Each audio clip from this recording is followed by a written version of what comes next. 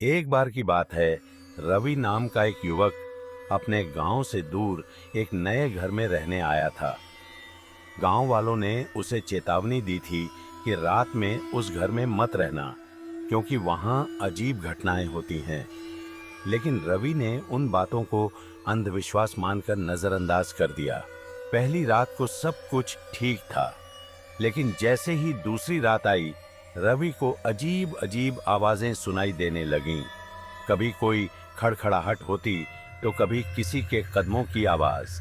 उसने सोचा कि शायद ये उसकी कल्पना होगी, लेकिन आधी रात के बाद दरवाजे पर धीमी दस्तक सुनाई दी। उसने डरते डरते दरवाजा खोला, लेकिन बाहर कोई नहीं था। अचानक उसे लगा कि उसके कमरे की खिड़की पर कोई परछाई झांक रही है।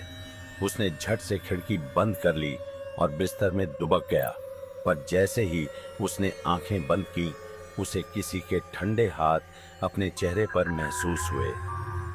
घबराकर उसने आंखें खोलीं, तो सामने एक सफेद साड़ी में महिला खड़ी थी, जिसकी आंखें लाल थीं और चेहरा बुरी तरह बिगड़ा हुआ था।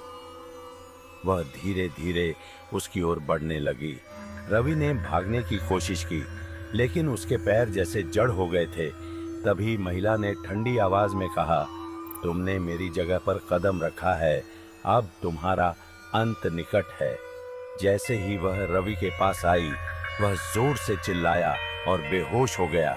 जोर से चिल्लाया, और सुबह जब गांव वाले उसे ढूंढने आए, तो उसे बेहोशी की हालत में घर के बाहर पड़ा पाया।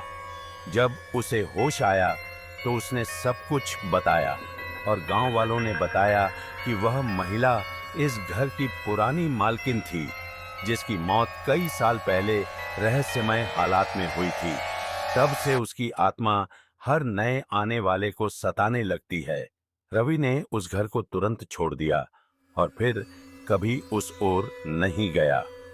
गांव वालों का मानना है कि उस घर में आज भी वह आत्मा भटक रही है, अपने अगले शिकार का इंतजार करते हुए।